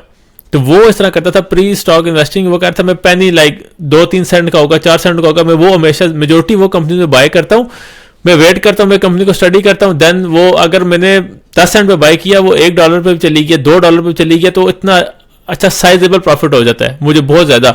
लाइक वो लॉन्ग टर्म देखता है, और वो ये कह रहा था मुझे, लाइक उसकी जो एडवाइस थी कि तुम $10,000 है, एक जगह जाने के बजाय 10 ऐसी अच्छी कंपनी डिटेल से रिसर्च करो, तुम स्टार्ट करो, लेकिन उसका आइडिया था कि मैं $10,000 हजार तीन 10 कंपनी में डाल दूंगा, 2-3-4 भी उनसे मेरी ऊपर चलेगी ना, तो सारा मेरा खर्चा लाइक $1000 से वो उसका $40,000 में चला जाए। वो मतलब उसका ये स्ट्रैटेजी सर आपने कहा छोटी कंपनी ऊपर जाती है। अगर पाकिस्तान में देखनी हो, यहाँ पे डाटा हर चीज़ का बहुत रेडीली अवेलेबल होता है प्री आईपीओ, तो पाकिस्तान में अगर लेट्स सपोज किसी ने प्री आईपीओ इन्वेस्ट करना है या सीड इन्वेस्टमेंट जो होती है, वो उसका कोई ऑप्शन रिलायबल या है कुछ सीड तरह? इन्वेस्टिंग पाकिस्तान में नहीं, पाकिस्तान में सीड इन्वेस्टिंग नहीं कर सकते, लेकिन पाकिस्तान में आपको बहुत दफा बहुत सारी छोटी छोटी कंपनियां बहुत सस्ती मिल जाती हैं। अच्छा, अब ये वो स्ट्रेटेजी है जो सबके लिए सूटेबल नहीं होती। जी जी उसकी वजह फॉर यह है कि बहुत ज्यादा, मैं ये बात बार बार पहले बोल रहा हूँ ताकि कोई जो है वो कोई ऐसी चीज ना कर ले कि फिर वो जी बाद में कहे कि भाई यूसुफ और हमजा की मैंने पॉडकास्ट सुनी थी और उन्होंने जो है ना वो गलत गाइड कर दिया। तो ये ज्यादातर लोगों के लिए नहीं है। अच्छा, अब एक गाय स्पियर की वीडियो रखी हुई है ऑनलाइन, मैं आपको लिंक भी भेज दूंगा, अगर आपको नीचे लगाना हो ओके। तो आप लगा देना। जी जी मैं तो ज़रूर लगा दूंगा। उसमें इंटरव्यू में गाय स्पियर से एक बंदा सवाल पूछता है कि अगर आपके पास आज सिर्फ, अच्छा, Guy Spiers net worth is over hundreds of millions of dollars, तो वो उससे पूछता है कि अगर आज आपके पास $1,000,000 होते तो आप क्या करते। And Guy Spier is someone जो बहुत रिस्क अवर्स शुरू से रहा है, तो वो एक कंपनी की एग्जांपल उस वीडियो में देता है कि भाई मेरे पास उस वक्त $10 मिलियन होते थे और मुझे इस कंपनी में $1,000,000 डालने चाहिए थे। एक कंपनी का नाम लेता है, बोलता है मुझे इसमें $1,000,000 डालता अगर मैं, तो वो $7 मिलियन हो जाते, लेकिन उसकी जगह मैंने $2 लाख डाले तो वो 1.4 मिलियन हुए। तो खैर गाय स्पियर उस वीडियो में ये कहता है, और मैं ना मैं कोशिश करता हूँ मैं उस वीडियो को हर हफ्ते एक दफा सुनूंगा, मैं तकरीबन वही स्ट्रेटेजी अपने लिए यूज कर रहा होता हूँ। तो होता है कि आप अपने पोर्टफोलियो को कुछ बकेट्स में डिवाइड करो, कि 5, 7, 10, 20 बकेट्स में आप अपने पोर्टफोलियो को डिवाइड करो, और हर कंपनी ना पोटेंशियली मल्टी बैगर बन सकती हो। मतलब हर कंपनी पोटेंशियली 5x 10x हो सकती हो, तो आप लो। तो मैं अपने लिए तो ये करता हूँ कि हर कंपनी जो एटलीस्ट जो मैं अपने लिए खरीदूं, तो वो हर कंपनी जो है वो मल्टी बैगर बन सकती हो, 5x हो सकती हो, 3x हो सकती हो, 10x हो सकती हो। और ये बकेट्स इतनी ज्यादा हो कि जब आपसे गलती हो, जो इवेंचुअली आपसे गलती होगी, अगर आप सिर्फ 5x 10x होने वाली चीजें खरीदोगे, तो आपके साथ बहुत दफा ये भी होगा कि चीज आधी हो जाएगी या चीज बंद हो जाएगी। तो आप जो है वो बार, तो आप ये वाली, तो आप इस तरह के सिर्फ स्टॉक्स खरीदो। इस तरह के स्टॉक ज्यादातर जाहिर है छोटी कंपनीज होती हैं। सही है, अभी जैसे हम स्टॉक मार्केट इंटरमीडियरीज कह रहे हैं ना, तो स्टॉक मार्केट इंटरमीडियरीज में आपको ऐसी companies, if the story plays out in Pakistan the way it has played out in India and Mexico, और उसका एक ट्रिकल भी आ जाता है ना, इंडिया की स्टोरी का आधा % यहाँ पे हो जाता है, तो यहाँ कुछ कंपनीज अचानक से बहुत बहुत बड़ी हो जाएंगी और 5x 10x 20x हो जाएगा। अभी हमने पीएसएक्स की जब से रिपोर्ट निकाली थी, तो हमने मेरा ख्याल है 13-14 रुपए पे रिपोर्ट निकाली थी, ₹1 डिविडेंड आ चुका है, और कल मेरा ख्याल है 36.6 वगैरह कुछ स्टॉक हो चुका है। तो इस तरह की स्टोरीज मिलती हैं पाकिस्तान में, ऐसा नहीं है कि पाकिस्तान में स्टोरीज नहीं मिलती, यही है। फिर इससे पहले पाक सुजुकी, हमने 2 साल पहले की जो हमारी स्ट्रेटेजी रिपोर्ट थी उसमें हमने पाक सुजुकी आइडेंटिफाई किया था, तो वो ₹100 का पाक सुजुकी ₹600 पे बाय बैक हो गया। सासगार हमने रिपोर्ट नहीं की, बट वी हैड क्लाइंट्स जिनको हमने दिलाया था सासगार बहुत नीचे भी। तो पाकिस्तान में स्टोरीज मिल जाती हैं। अब कोई अगर डेडिकेट कर सकता है टाइम इसको रोज, तो वो ये भी कर सकता है कि वो 5-7 ऐसी स्टोरीज खरीदे। और देखो, ऐसा कभी भी नहीं होगा कि आप जो है ना आपकी सारी चीजें सही हो जाए। आप 5 स्टॉक्स 10 स्टॉक्स खरीदोगे, उसमें से 3 आपको साजगार टाइप रिटर्न शायद दे दें, या एक आपको साजगार टाइप रिटर्न दे दे, 2 कंपनियां शायद बंद हो जाए, 2 में बहुत बुरा रिटर्न हो, 3-4 में मुनासिब रिटर्न, और मिला के आपका जो पोर्टफोलियो है ना उसका रिटर्न अच्छा होगा। तो आप हर स्टॉक सही आइडेंटिफाई नहीं कर सकोगे, कोई भी नहीं कर सकता, हम प्रोफेशनली ये काम करते हैं, हम भी नहीं कर सकते। तो इट्स डिफिकल्ट टू, हमजा कह लो ना, it's difficult to be right every time, लेकिन अगर आप 10 में से 3 दफा बहुत अच्छे सही हो जाते हो, तो आपका काम पूरा हो जाता है। तो हाँ, you can buy 10 stocks and you can do a lot of research on them. And without being diversified भी जो है वो आप बहुत पैसे बना सकते हो, but this of course is only recommended for people who understand businesses, और जो बहुत मेहनत इसके ऊपर और वक्त लगा सकें। जो वक्त नहीं लगा सके उनके लिए बहुत अच्छा ऑप्शन होता है कि आपका या कोई अच्छा ब्रोकर हो या बहुत अच्छा म्यूचुअल फंड हो, और आप हर महीने बस उसके अंदर ऐड करते जाओ। लेकिन आप पैसे स्टॉक मार्केट में सिर्फ वही वाले डालो हमजा जो आपको नहीं चाहिए। अगर आपको साल में विड्रॉल करनी है तो देखो, पिछले साल जिसने डाले थे ना और वो मंथली विड्रॉल भी करता रहा, उसके लिए सही रहा है ये। तो वो कहेगा क्या बात कर रहे हो, मैं तो डाल रहा था हर महीने और मैं विड्रॉ भी कर रहा हूँ, कोई मसला नहीं है। मसला उस वक्त होता है जब मार्केट गिरती है, तो मार्केट गिर रही होती है ना, उस वक्त ये प्रॉब्लम होता है। और उस वक्त से बचने के लिए ही करना होता है कि शॉर्ट टर्म पैसे मार्केट में ना डालें। ओके। अच्छा, लेट्स सपोज मैंने अभी पोर्टफोलियो बनाना है, फॉर एग्जांपल लेते हैं ऐसा मिक्सचर आप ले लें, परसेंटेज आप कह रहे हैं कि लेट्स सपोज आप कह रहे हैं 10-20% वो कंपनीज ले लें जो 5-10x होने वाली हैं, कुछ स्टेबल। या अगर आप सर आपने एक सिंपल आपका है एक जेनेरिक सा आपने जो बनाया हुआ इंडेक्स टाइप हर बंदा बाय कर ले, लेकिन या आप मुझे सेक्टर्स थोड़े एक्सप्लेन कर सकते हैं जो डिफरेंट सेक्टर्स हैं स्टॉक मार्केट में, या अगर एक बंदा डाइवर्सिफाई कहता है करना चाहता हूँ डाइवर्सिफाई, तो वो अब डाइवर्सिफाई देखो हम का आप मेन क्या मेन कह रहे हैं, डाइवर्सिफाई कैसे, कौन से डिफरेंट सेक्टर किस तरह वो पिक करे? देखो मेन मेन सेक्टर्स पीएसएक्स के डिस्कस कर लेते हैं ना। जो एक सबसे जी बड़ा जी। सेक्टर है वो ऑयल एंड गैस है, जिसमें ओजीडीसी, पीपीएल, मारी, पाकिस्तान ऑयल फील्ड्स, ये वाले, और पीएसओ और अटक पेट्रोलियम, और ये वाले स्टॉक्स हैं। तो कुछ स्टॉक्स आप इसमें से सेलेक्ट कर सकते हो। अगर आप लास्ट चेज की स्ट्रैटेजी रिपोर्ट देखोगे तो वो भी आपको, ये ब्रोकरेज हाउसेस की स्ट्रैटेजी रिपोर्ट्स भी हेल्प कर देंगे। आरिफ हबीब की भी बहुत अच्छी रिपोर्ट है, एकेडी की भी बहुत अच्छी रिपोर्ट है, आज से हमारी भी बहुत अच्छी रिपोर्ट है। तो आप अगर देखोगे तो आपको जो है उसके अंदर से भी बहुत हेल्प मिल जाएगी। तो एक ऑयल एंड गैस का सेक्टर हो गया, फिर एक बैंक्स का सेक्टर हो गया, फिर एक सीमेंट का, स्टील का सेक्टर हो गया। तो अभी जैसे फर्ज करो हमें लगता है कि अभी लॉन्ग स्टील को नहीं हाथ लगाना चाहिए, अभी सिर्फ फ्लैट स्टील करना चाहिए, तो आप वो देख सकते हो। आप कोई एक आध सीमेंट में स्ट्रॉन्ग कंपनी देख सकते हो। अभी इस वक्त टेम्परेरीली शायद सीमेंट में कोई इशू हो सकता है, बट जनरली हम लॉन्ग टर्म डिस्कशन कर रहे हैं, हम कल क्या करना है ये डिस्कशन नहीं कर रहे हैं। तो आप सीमेंट में से कोई स्टॉक डाल सकते हो, फिर आप स्टील में से कोई स्टॉक डाल सकते हो, आप बैंक्स में से कोई स्टॉक्स डाल सकते हो, ऑयल में से डाल सकते हो, एक ग्लास का पूरा सेक्टर है आप वो डाल सकते हो, आप स्टॉक मार्केट के इंटरमीडियरीज को देख सकते हो। तो आपको बहुत सारी चीजें जगह जगह जगह जो है वो डिवाइड करने के लिए मिल जाएंगे। तो आप कोशिश करो कि आप 20% से ज्यादा किसी एक सेक्टर में ना जाओ, 5 से 10% से ज्यादा किसी एक स्टॉक में ना जाओ, और आप एक डिवाइड करके पोर्टफोलियो बना लो। तो वो 5% से ऊपर अगर आप किसी चीज में नहीं जाओगे तो you will and up with 20 stocks. और फिर 3-4 स्टॉक्स आपको छोटी कंपनीज के ले सकते हो अपनी रिसर्च करके, जिनमें आपको लगेगा भाई 3x 5x 10x वो हो सकता है। बट ये सबका सबका पर्सनल डिसीजन होगा। और डाइवर्सिफिकेशन का फायदा ये होता है कि जब आप गलत होते हो तो आपको नुकसान कम होता है। और दूसरा डाइवर्सिफिकेशन का फायदा ये होता है कि जब आपको बड़े झटके नहीं लगते हैं ना, आपका कॉन्सेंट्रेटेड पोर्टफोलियो होता है, और अगर आपको लॉस होता है ना तो उसका सबसे बड़ा नुकसान ये होता है कि फिर आप अगले महीने और पैसे नहीं डालते कि भाई इधर तो मुझे नुकसान होता है। और जो सबसे ज्यादा जरूरी चीज है ना इन्वेस्टिंग में, वो है कि आप हर महीने थोड़े थोड़े थोड़े थोड़े पैसे डालते जाओ। अगर आप हर महीने पैसे डालोगे और आप 15% भी रिटर्न आप बनाओगे ना, अगर आप हर महीने पैसे डालो, 30 साल बाद आपके पास बहुत पैसे होंगे। और ये देखो, ये पूरी एक्सरसाइज हम रिटायरमेंट के लिए कर रहे हैं, या किसी के लाइफ में कोई इवेंट के लिए कर रहे हैं कि भाई आपके बच्चे होंगे, उनकी यूनिवर्सिटी होगी, फैमिली की कोई चीज होगी, किसी कल की घर शादी अगर बनाना आने है वाली आ कोई रही है, जो घर यंगस्टर बनाने है जो अभी। भी। जी तो जी कोई जी अभी जी। आप यंगस्टर हो, आप अभी से आज से सेव करोगे तो आप वो घर बनाने के लिए पैसे कर सकोगे ना। और अगर आपको स्टॉक समझ में आ गए तो शायद फिर आप वो घर नहीं बनाओगे, आप बोलोगे भाई मेरी इन्वेस्टमेंट ही करता रहा हूं मैं। देखो घर में होता क्या है, घर जो है वो पाकिस्तान में एक सेफ एसेट होता है। से और वो सेफ एसेट इसलिए होता है क्योंकि आपको रोज प्राइस नहीं दिखा रहा होता। अगर आपको घर की रोज प्राइस दिखा रहा हो, तो अभी जो पाकिस्तान में 2-3 साल में हालात खराब हुए थे, अगर रोज प्राइस आपको घर की नजर आती तो आपको लगता है घर भी बहुत नीचे आ गया। स्टॉक्स का प्रॉब्लम क्या होता है, आप रोज प्राइस देखते हो तो आप बोलते हो हाय आज नुकसान हो गया, चलो आज बेच देते हैं।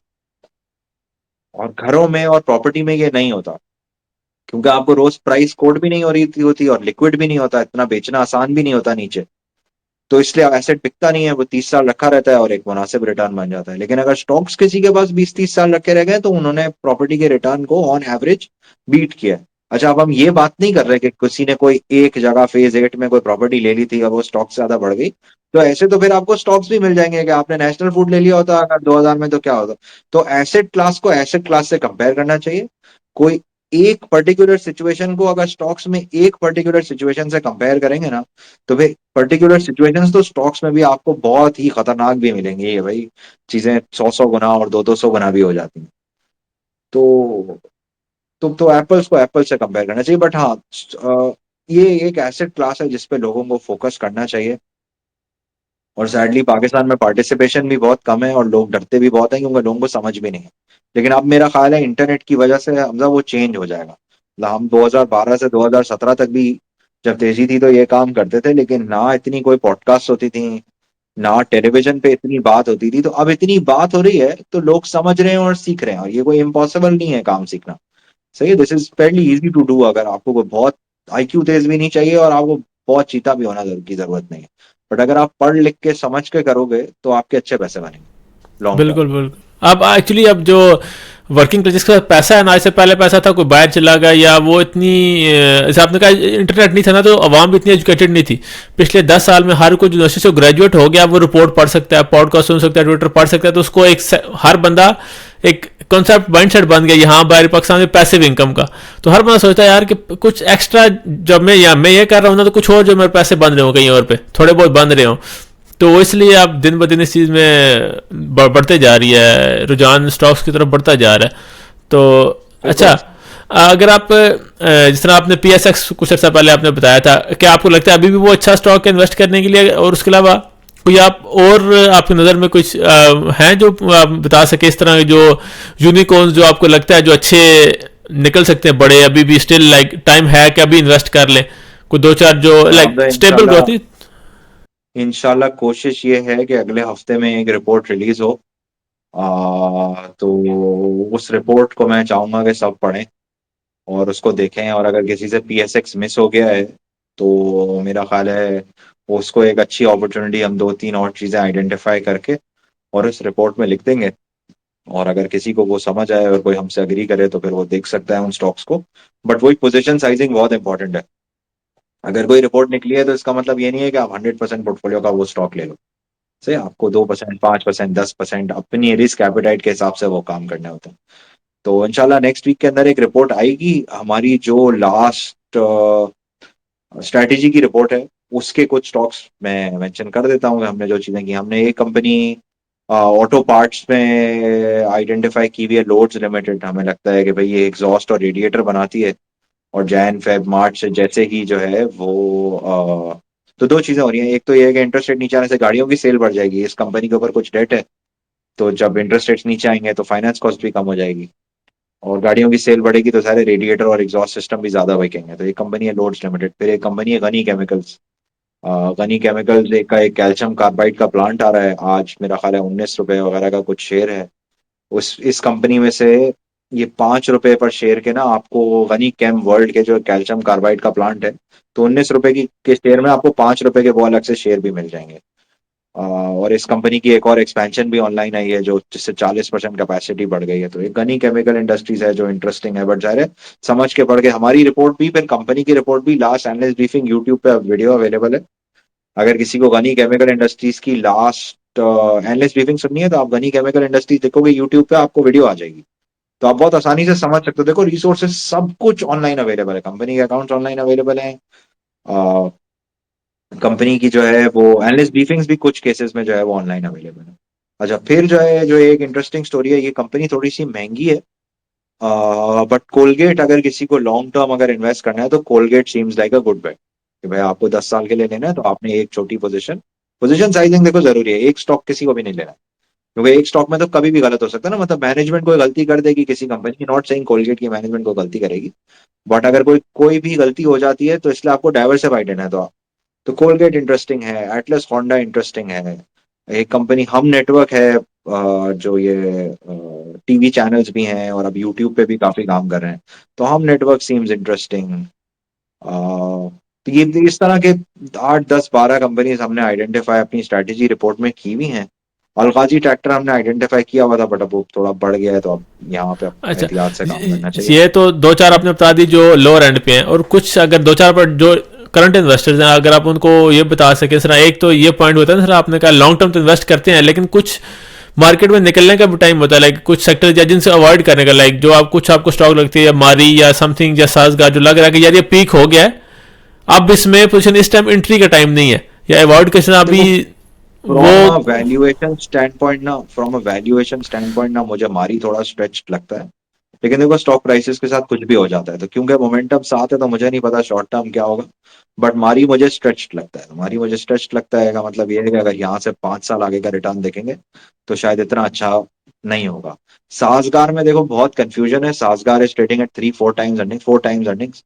तो साजगार है बहुत सस्ता। सवाल ये है कि क्या साजगार की अर्निंग्स आती रहेंगी या नहीं, क्योंकि 4-5 और कंपनीज भी जो है वो मॉडल्स लॉन्च कर रही हैं। अगर साजगार उनके साथ compete कर पाएगा तो साजगार 1000 का 2000 भी हो जाएगा, 3000 भी हो जाएगा। अगर साजगार नहीं compete कर पाएगा और अर्निंग्स गिर जाएंगी तो फिर प्रॉब्लम हो जाएगी। तो ये अब ना सबका पर्सनल एक व्यू बनेगा कि भाई साजगार गाड़ी बेच पाएगा या नहीं, और साजगार मार्जिन बना पाएगा या नहीं। अभी तक बताया लगता है कि साजगार ऐसा कर पाएगा, और डिमांड गाड़ियों की बढ़ जाएगी तो कुछ गाड़ियां सारे साजगार भी बेच लेगा। बट सबको ये वाला रिस्क एक जहन में रख के वो करना चाहिए। बट मारी की वैल्यूएशन फर्स्ट करो अगर आप पूछ रहे हो तो वो थोड़ी सी स्ट्रेच लगती है। दूसरा मुझे लगता है जो अवॉइड करना चाहिए वो लॉन्ग स्टील है, कि ये जो सरिया बनाने वाली जितनी कंपनियां उनको अवॉइड करना चाहिए। लेकिन फ्लैट स्टील को मुझे लगता है देखना चाहिए, कि ये आइशर स्टील हो गया या इंटरनेशनल स्टील हो गया, ये बेहतर रहेंगे लॉन्ग स्टील से, सरिया बनाने कंपनियों से। फिर बाकी मुझे लगता है कि सीमेंट स्टॉक्स जो है वो कुछ स्ट्रेच हो गए हैं अब, तो शायद सीमेंट के यहाँ से अब रिटर्न जो है लॉन्ग टर्म बहुत अच्छे शायद ना हो। वैल्यूएशंस पे मतलब समझ लो थोड़े सस्ते तो कुछ चीजें सस्ती भी हैं, बट यहाँ से ना मतलब खुले पैसे बनाना थोड़ा सा मुश्किल होगा सीमेंट्स में। यहाँ से खुले पैसे कह रहा हर चीज में ही थोड़ा सा कॉम्प्लिकेटेड होगा। अब आपको देख के इन्वेस्टिंग करनी होगी और हर चीज में आप नहीं कर सकोगे। तो मुझे लगता है कि भाई लॉन्ग स्टील अवॉइड करना चाहिए। मुझे लगता है कि मारी में भी ख्याल रखना चाहिए। साजगार में बैठ इस पे डिपेंड करती है कि आपका साजगार की गाड़ियां बिकने पे क्या व्यू है। अगर आपको लगता है कि बिकेंगी, फिर देखो जैसे auto parts can be very interesting, flat steel can be very interesting, stock market intermediaries can be very interesting. ये 3 सेक्टर हैं जिसमें कुछ बहुत इंटरेस्टिंग हो सकता है। सही। फिर इंश्योरेंस पाकिस्तान में बिल्कुल नहीं चला है, शुगर बिल्कुल नहीं चला है। शुगर के अपने मसाइल हैं, बहुत बुरे रिजल्ट्स भी आ रहे हैं। बट ज़ाहिर है जब कुछ बहुत बुराई होती है तो फिर वहां से कुछ अच्छी चीजें भी निकल आती हैं। और इंश्योरेंस भी बिल्कुल नहीं बढ़ा है, तो इंश्योरेंस भी जो है वो सस्ता हो गया है काफी ज्यादा, क्योंकि कंपनीज बड़ी हो गई हैं ओवर द लास्ट 5-10 ईयर्स, और स्टॉक्स नहीं बढ़े। तो वहां भी something interesting can happen. Okay okay, अच्छा, 2025 आ गया, हमने ओवरऑल पिक्चर ले लिया है। इकानमी पाकिस्तान की आप देख रहे हैं इस टाइम किस जगह जा रही है, और ईरान पाकिस्तान अनाउंस कर दिया गया है। कल भी एक स्पेसिस ट्विटर पे थी, उस पर डॉक्टर नदीम उल्लाह के साथ मैंने भी थोड़ी उसमें बात उन पर कोशिश कर रहा था उनको बताने की कि इस तरह वो क्वेश्चन करते हैं कि लोकलाइजेशन क्या होती है, तो मैंने कहा इस तरह आप as engineering point of view इस तरह मैनुफैक्चरिंग लाएँ पाकिस्तान बेहतर होगा। तो he was very against the idea कि पाकिस्तान कहीं ग्रो करेगा।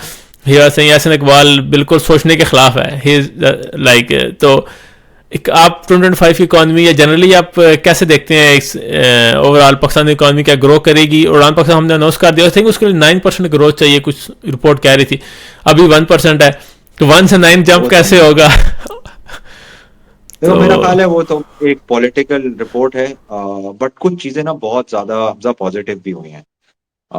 मेरा ख्याल है ये उड़ान पाकिस्तान की जो मोहम्मद औरंगजेब की स्पीच है, या तो देखो this is more of the same, या this is a turning point in Pakistan economic history ना।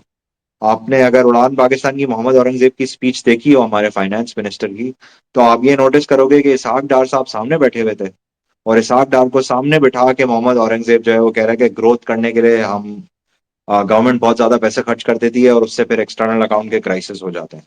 तो देखो, गवर्नमेंट में इंपॉर्टेंट लोगों को ये बात शायद पाकिस्तान में अब समझ में आ गई है कि ये जो गवर्नमेंट नोट छाप के ग्रोथ करवाती है ये सस्टेनेबल नहीं होती है।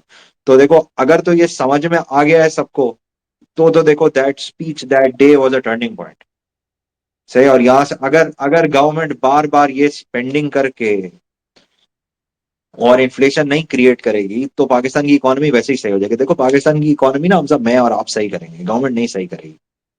पाकिस्तान की इकोनॉमी, पाकिस्तान का बिजनेसमैन, पाकिस्तान का एंटरप्रेन्योर ये सही करते हैं इकोनॉमी। इंडिया की इकोनॉमी इंडिया के एंटरप्रेन्योर चलाते हैं, इंडिया की गवर्नमेंट नहीं चलाती इंडिया की इकोनॉमी। इंडिया की इकोनॉमी या इंडिया की गवर्नमेंट या पाकिस्तान की गवर्नमेंट या ईरान की गवर्नमेंट या यूएस की गवर्नमेंट या चाइना की गवर्नमेंट का काम होता है माहौल देना, काम करना और ग्रोथ करवाना प्राइवेट इंडिविजुअल्स का काम होता है।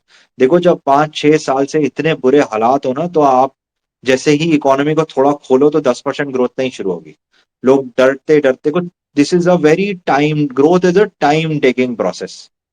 ग्रोथ के लिए नई कंपनियां लगेंगी, वो मशीनरी मंगवाएंगी, वो प्रोडक्ट टेस्ट करेंगी, फिर वो चीजें बेचना शुरू होंगी। भाई हमने एक छोटी सी फैक्ट्री लगाई है असेंबल प्रिंटेड सर्किट बोर्ड्स बनाने की, 3 साल लग गए प्रोडक्ट्स अप्रूव कराने में, चीजें करने में, इतनी क्योंकि इकोनॉमी बहुत स्लो थी। जब इकोनॉमी नॉर्मल होगी तो आप क्या देखोगे कि भाई नॉर्मल इकोनॉमी के अंदर प्रोडक्ट भी अप्रूव हो जाएगा, वो बिकना भी शुरू हो जाएगा, इंपोर्ट भी स्टेबल होगी, एक्सपोर्ट भी होनी शुरू हो जाएगी। लेकिन थिंग्स टेक टाइम, ये नहीं होगा। देखो इकोनॉमी स्टेबल कब हुई है? इकोनॉमी स्टेबलाइज होनी शुरू हुई है अब। आज 4% जाके इन्फ्लेशन हुई है, आज जाके इंटरेस्ट रेट अभी भी बहुत हाई है, 12% interest rates are very high. लेकिन अब जाके कुछ नॉर्मल इंटरेस्ट रेट्स के बारे में हम बात कर रहे हैं। अब यहां से ग्रोथ होना शुरू होगी। तो कोई अगर एक्सपेक्ट कर रहा है कि भाई लास्ट क्वार्टर में ग्रोथ अच्छी होनी थी, तो मेरा ख्याल है पूरी एक्सपेक्टेशन लॉजिक यही सही चाहिए कि भाई इतने बड़े बुरे क्राइसिस से पाकिस्तान गुजरा था, इसमें थोड़ी ग्रोथ हो सकती है। अगले क्वार्टर भी नहीं हो सकती, उससे अगले भी नहीं हो सकती, शायद आहिस्ता आहिस्ता ग्रोथ शुरू हो जाए, हम 2% और 3% पे आ जाए with in the next 6, 9, 10, 12 month. But growth आने के लिए एक स्टेबिलिटी चाहिए। जो स्टेबल होगा तो कोई बिजनेस लगाएगा ना नया। देखो स्टॉक इंटरेस्ट रेट 23 तो स्टॉक मार्केट बहुत सस्ती हो गई थी, अब जब 12 हो गए तो मार्केट एक नॉर्मल लेवल्स की तरफ आ रही है आहिस्ता आहिस्ता, तो इसलिए स्टॉक मार्केट बढ़ गई। बिजनेस के हालात तो अब सही होना शुरू होंगे आहिस्ता आहिस्ता। तो अगर ये स्टेबिलिटी रहती है, इन्फ्लेशन 4 है, फर्ज करो मार्च अप्रैल में थोड़ी सी बढ़ जाए, लेकिन मुझे लगता है यही है कि हमने स्ट्रेटेजी रिपोर्ट में तो मैंने यही लिखा है कि मुझे लगता है कि इन्फ्लेशन नहीं होगी ज्यादा, अगर पाकिस्तान का करंट अकाउंट कंट्रोल में रहता है। अगर पाकिस्तान का करंट अकाउंट कंट्रोल में नहीं रहता है तो फिर पाकिस्तान इश्यूज फेस करेगा। जो दूसरी चीज लगती है जरा, वो ये लगता है कि अभी तक स्पीड से नीचे आए, अब ये भी नॉर्मल होगा ना, 50 देंगे या 100 का डन करेगा इंटरेस्ट का जो डिक्लाइन।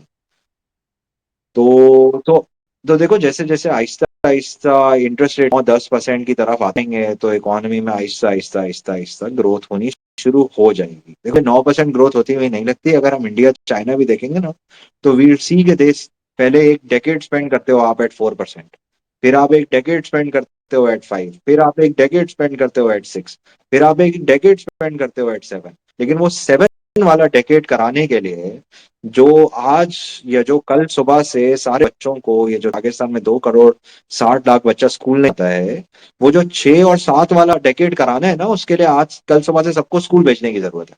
वो नहीं हुआ है। देखो एक सबको स्कूल भेजने की जरूरत है, दूसरा डोमेस्टिक सेविंग्स प्रमोट करने की जरूरत है। देखो ग्रोथ कैसे आएगी? ग्रोथ ऐसे ही आएगी ना कि भाई कोई कंपनियों में इन्वेस्ट करेगा तो ग्रोथ आएगी, कोई नए बिजनेसेस में इन्वेस्ट करेगा जो फिर एक्सपोर्ट करेंगे तो ग्रोथ होगी। तो देखो दो चीजें करनी है, एक सबको स्कूल भेजना है ताकि वो ग्रोइंग कंपनीज के पास वो स्किल्ड रिसोर्स आ सके 20 साल बाद। दूसरा जरूरत है कि सेविंग्स हो रही हो ताकि हम सब सेव कर रहे हो, फिर वो कंपनी आईपीओ के लिए आ रही हो तो हम उस कंपनी को पैसे दे रहे हो, फिर वो ग्रो करके एक्सपोर्ट कर रही हो, फिर जब वो पैसे कमा के डिविडेंड दे रही हो तो हम अगली कंपनी को पैसे दे रहे हो अपनी सेविंग से, और फिर सारे ये वही कंपनीज हैं जो सारी जॉब्स भी क्रिएट करेंगे। तो ये एक साइकिल है, स्टॉक मार्केट का उसमें रोल है। आ, और आहिस्ता आहिस्ता होगा हमसे, ये ओवरनाइट नहीं होगा। ये जो है ना, ये 9% अभी से हो जाएगी, 9% करते करते पाकिस्तान को 3 डेकेड्स लगेंगे, बट इट्स पॉसिबल। स्टेबिलिटी चाहिए, स्टेबिलिटी, बिजनेसेस को स्टेबिलिटी चाहिए। अभी तो क्या हो रहा है? अभी तो देखो ये हुआ है कि पिछले साल भी इतने लोग उठ के पाकिस्तान से बाहर चले गए, तो पाकिस्तान में जितने लोग अच्छे स्कूलों से पढ़ते हैं वो सारे बाहर चले जाते हैं। तो कैसे होगी ग्रोथ? कौन बनाएगा कंपनियां और कौन कराएगा ग्रोथ? देखो पाकिस्तान को इस वक्त 10,000 कंपनियों की जरूरत है जो 3 साल बाद $1 मिलियन की वैल्यू ऐड करें। एक कंपनी जो है ना वो 10 बिलियन की वैल्यू ऐड नहीं करेगी। पाकिस्तान को 10,000 कंपनियां चाहिए जो $1 मिलियन का सिर्फ वैल्यू ऐड करें। इसको ना छोटी छोटी कंपनियां चाहिए बहुत सारी, जो 500 500 मिलियन की सेल करें और $1 1 मिलियन की वैल्यू ऐड करें, या अरब अरब रुपए की सेल करें और 1 मिलियन, $1.5 मिलियन, $2, $2 मिलियन की वैल्यू ऐड करें। ओके। या जितना मतलब अब हमारी उसके लिए जितनी चाहिए आबादी बढ़ रही स्टेबिलिटी है ऑफ इतनी माहौल। बड़ी मार्केट हमारी अपनी भी होनी है, तो आई थिंक रॉक बॉटम हम चले गए। अब इससे ऊपर अगर ट्रेक्टरी स्टार्ट करेंगे तो पोटेंशियल तो ऑफ कोर्स है। हम हर जगह पता नहीं क्यों रिपोर्ट आ जाती है, आई थिंक गोल्डमैन सैक्स की रिपोर्ट है, पाकिस्तान 75 में फिफ्थ हाईएस्ट ग्रोइंग इकॉनमी होगा। अक्सर रिपोर्ट हम सुन लेते हैं, लेकिन वो आपकी बात है, आज स्टेप लेंगे ना और आज से सही डायरेक्शन में हम चलना शुरू करेंगे, तो हम वो 30 साल बाद की जो प्रोजेक्शन था, वो जो प्रोजेक्शन आती है वो सही है, लेकिन उसके लिए आज से हमें सही डायरेक्शन में जाना है। अच्छा, इंटरेस्ट है, आपने बात की इन्फ्लेशन की। एक पॉइंट, इन्फ्लेशन आप मैंने रिपोर्ट मैंने देखी थी लेकिन मुझे याद नहीं है, क्या वो आप एंड ऑफ द ईयर तक आप यही इन्फ्लेशन रेट देख रहे हैं, या इन्फ्लेशन रेट आप जीरो लाइक कम आता आपको नजर आ रहा है, महंगाई कम होगी और इससे भी कम देखो, मजीद होती नजर आ रही है end of the year? Inflation का मतलब तो यह है कि प्राइसेस बढ़ने का जो रेट है, सही देखो, प्राइसेस नीचे तो ना नहीं आ सकती। डिफ्लेशन जो है ना, प्राइसेस का नीचे आना, वो प्राइसेस के बढ़ने से ज्यादा नुकसानदेह होता है। अब वो कैसे ज्यादा नुकसानदेह होता है, फर्ज करो कि अगर अगले महीने प्राइसेस नीचे लगती हैं और उसके अगले महीने और प्राइसेस नीचे लगती हैं और उसके अगले महीने और प्राइसेस नीचे लगती हैं, तो लोग पैसे खर्च करना बंद हो जाए कर देंगे। अगर लोग पैसे खर्च करना बंद कर देंगे तो बिजनेसेस को बहुत ज्यादा मसले आने शुरू हो जाएंगे। तो प्राइसेस नीचे लगना तो बहुत ही बड़ा प्रॉब्लम है वैसे ही, सही है। प्राइसेस ऊपर नहीं जाए, प्राइस स्टेबिलिटी चाहिए होती है। गवर्नमेंट का और इकोनॉमिस्ट का गोल होता है प्राइस स्टेबिलिटी। देखो, अभी मार्च में एक बेस इफेक्ट खत्म होगा, अप्रैल मई में शायद थोड़ा सा नंबर ऊपर आए। बट मुझे ये लगता है कि उसके बाद ये नंबर वापस, अगर पाकिस्तान का करंट अकाउंट सही रहता है और डीवैल्यूएशन नहीं करनी पड़ती, तो ये नंबर मेरा ख्याल है बतदरीज नीचे ही रहेगा। और उसकी वजह यह है कि पाकिस्तान में ना कोई 3-4 पीरियड जिससे पहले हो चुके हैं जिनमें पाकिस्तानी करेंसी डीवैल्यू नहीं हुई है। ये 3-4 हमने जो है वो स्ट्रेटेजी रिपोर्ट में भी डाले हुए हैं, आप चेज की वेबसाइट से देख सकते हो। 3-4 पीरियड्स हैं जिनमें डीवैल्यूएशन नहीं हुई है। तो जब जब डीवैल्यूएशन नहीं हुई है ना, तो मंथ और मंथ इन्फ्लेशन का नंबर बहुत नीचे रहता है। पाकिस्तान में ज्यादातर इन्फ्लेशन डीवैल्यूएशन की वजह से ही हुई है, और वो डीवैल्यूएशन इसलिए हुई है क्योंकि गवर्नमेंट ने नोट छापे हैं। तो जब गवर्नमेंट ने नोट छापे हैं तो करंट अकाउंट डेफिसिट हुआ है, करंट अकाउंट डेफिसिट हुआ है तो डीवैल्यूएशन हुई है, उस डीवैल्यूएशन की वजह से इन्फ्लेशन हुई है। तो अभी गवर्नमेंट नोट भी नहीं छाप रही है, और गवर्नमेंट गवर्नमेंट नोट नहीं छाप रही है, तो करंट अकाउंट पे प्रेशर नहीं है। जब पिछले महीने का इंपोर्ट का नंबर थोड़ा सा खराब आया, लेकिन देखते हैं कोई वन टाइम चीज थी या क्या था। तो उधर प्रेशर नहीं है, अगर उधर प्रेशर नहीं है तो डीवैल्यूएशन नहीं होगी, अगर डीवैल्यूएशन नहीं होगी तो इन्फ्लेशन नहीं होगी, और अगर इन्फ्लेशन नहीं होगी तो हम शायद अगले साल के एंड तक सिंगल डिजिट इंटरेस्ट रेट्स भी देख सकते हैं। अभी शायद बहुत स्पीड से नहीं कटेंगे, और यहाँ काटने चाहिए बहुत स्पीड से। सेंट्रल बैंक को इंडिपेंडेंट रहना चाहिए और आहिस्ता आहिस्ता चीजें करनी चाहिए। और आई थिंक गवर्नमेंट को भी जो है वो प्रेशर नहीं करना चाहिए सेंट्रल बैंक को चीजें करने के लिए। जो सेंट्रल बैंक को सही लगे सेंट्रल बैंक को वो करना चाहिए। तो अगर आपने उड़ान वाली स्पीच देखी हो, तो वो उसमें जो वो ऊ ऊ करके जो वो प्रोटेस्ट कर रहे थे, तो हम भी मेरा ख्याल है ये ऊ ऊ करके प्रोटेस्ट करें जब गवर्नमेंट जो है वो सेंट्रल बैंक को प्रेशर करने की कोशिश करे। तो वो उस पर हमारा जवाब जो है ना वो ऊ ऊ ही है। ये तो दुआ है कि वो वक्त आए कि हम एज अ कौम उस चीज़ पे प्रोटेस्ट करें जो समझ के कि ये पॉलिसी हमारे लिए बेहतर है या नहीं है। हम पॉलिटिशियंस के पीछे वो कल्ट बन के हमारे जो है ना प्रोटेस्ट, कल्ट वाला प्रोटेस्ट ना हो, पॉलिसी पे डिस्कशन हो, और जो डिबेट हो या शोर मचे वो पॉलिसी गलत इंप्लीमेंटेशन की तरफ जा रही उसी पे हो। ये तो एक ड्रीम अल्लाह करे हम उस तरफ जाएं। तो उसके लिए बहुत जरूरत है ना कि ओपन डिस्कशन हो, और लोग यस, अगर अगर कोई बात मुझे नहीं समझ आती और मैं डिसएग्री करता हूँ आपसे, तो मैं ऑफेंड ना हो जाऊं और मैं अच्छा अपना अच्छा एक आर्ग्यूमेंट प्रेजेंट करूं। और अगर बिल्कुल। आपको कोई चीज नहीं समझ आ रही है तो आप आर्ग्यूमेंट प्रेजेंट करो रादर देन लड़ने के और वो करने के। तो आई थिंक आहिस्ता आहिस्ता एक डिस्कशन का भी माहौल बन रहा है। टेलीविजन पे तो देखो पाकिस्तान में डिस्कशंस हो नहीं पाते, बट आई थिंक यूट्यूब जी पे जी, जो इतना काम स्टार्ट हो गया है तो उस पर अच्छे डिस्कशंस लोगों के हो रहे हैं। बिल्कुल बिल्कुल, यही प्लेट ट्विटर और यूट्यूब पे ही थोड़ी बहुत डिस्कशन चल रही है। आई थिंक गांधी साहब का एक वीडियो कॉल, उसमें उन्होंने से पूछा कि मुसलमान इत्तेफाक इत्तेहाद कैसे हो। उन्होंने कहा मुसलमानी पाकिस्तानियों को इख्तलाफ की तमीज़ सीखनी चाहिए, पहले इख्तलाफ कैसे करना है इस पर सीखना चाहिए इत्तेहाद से ज़्यादा। तो हमें ये जो है ना ओपिनियन अगर हमारा डिफरेंट है तो हमें पेशेंस और डिबेट के मैनर सीखने की ज़रूरत है एज अ नेशन भी। तो ये तो बड़ी इंपॉर्टेंट बात है। चले 1 आवर मॉक पे हम ऑलमोस्ट, तो अगर आपको क्लोजिंग रिमार्क्स देना चाहे इस बारे में, कोई जो चीज़ मैंने अगर मिस कर दिया है, चूंकि ये मेरा एरिया ऑफ एक्सपर्टीज नहीं है, कुछ मैंने नहीं पूछा, जो हमारा गोल था वो ये कि स्टॉक मार्केट किस तरफ जा रही है और जो नया इन्वेस्टर आ रहा है उसको उसके लिए क्या बेसिक इन्फॉर्मेशन चाहिए, या कोई नया इन्वेस्ट करना चाहता है, तो कुछ मैंने अगर मिस कर अगर दिया क्लोजिंग रिमार्क्स। तो नए इन्वेस्टर्स को मेरा मैसेज यही है कि ये बहुत एक्साइटिंग अभी लग रहा है, और मार्केट हमेशा ऐसे नहीं होती। और लॉन्ग टर्म इन्वेस्टिंग पे फोकस करें और हर महीने पैसे डालने पे फोकस करें। सही, हर महीने पैसे डालने पे, सीखने पे फोकस करें। और गोल होना चाहिए लॉन्ग टर्म कंपाउंडिंग। अगले साल का 100% रिटर्न गोल नहीं होना चाहिए। गोल होना चाहिए कि एक रीजनेबल रिटर्न अगले 30 साल तक बनता रहे। और लॉन्ग टर्म इंस्ट्रूमेंट को लॉन्ग टर्म इंस्ट्रूमेंट की तरह यूज करें। रिस्क समझ के लें। और सीखें। सही है। और अगर नहीं समझ में आ रहा है तो mutual funds are a good option. हर महीने एक छोटी छोटी अमाउंट म्यूचुअल फंड्स में डालते रहें। और स्टॉक्स में सिर्फ वो वाले पैसे डालें जिनकी एक इनकी 3 साल, 5 साल, 10 साल जरूरत ना हो। और these are long term instruments. बस यही मेरा ख्याल है, मेरा सबके लिए मैसेज होगा। और अगर कोई ट्रेडिंग करता है तो वो अपने आप को इन्वेस्टर ना बोले, और अगर कोई इन्वेस्टिंग करता हो तो फिर वो ट्रेडिंग ना करता हो। तो इन दोनों को ना बिल्कुल अलग करें। Trading and investing are two very different things. तो अगर आप ट्रेडिंग कर रहे हो और आप गलत हो गए हो तो आप पोजीशन भी काट दो फौरन कि भाई ये ट्रेड थी, गलत हो गई। ट्रेडर से इन्वेस्टर नहीं बन जाए और इन्वेस्टर से ट्रेडर नहीं बन जाए, और ख्याल से काम करें, अच्छे लोगों से काम करें। अच्छे लोगों से एडवाइस लें, लोगों से सीखें। और नए इन्वेस्टर्स के लिए बहुत जरूरी है सीखना, क्योंकि 10, 15 और 20 साल के बाद भी आप सीख ही रहे होते हो ये। तो आप हर रोज कुछ ना कुछ नया सीख रहे होगे। आपको पाकिस्तान के बिजनेसेस के बारे में भी समझ आएगा, आपको पाकिस्तान की इकोनॉमी के भी बारे में समझ में आएगा, मार्केट्स कैसे काम करती हैं के बारे में भी समझ में आएगा हम सब। बाकी thank you so much for inviting me. बहुत शुक्रिया आप सबका। आप सब ने ये पूरी वीडियो देखी। और प्लीज़ इस वीडियो को, जो भी आपने कमेंट करने हो इस वीडियो के बारे में, जो भी आपने किसी बात से, आप यूसुफ भाई की बात से एग्री करें या डिसएग्री कर रहे हो, तो प्लीज़ वो भी आप कमेंट्स में बताएं। कुछ आपने और पूछना हो मज़ीद तो हम दोबारा इनको दावत देंगे, तो वो आप भी आप कमेंट में बता सकते हैं। लाइक बटन दबा दें तो वो भी नहीं किया है। इंगेजमेंट बढ़ती है तो वीडियो एल्गोरिदम उसके बाद बाउंस करेगा।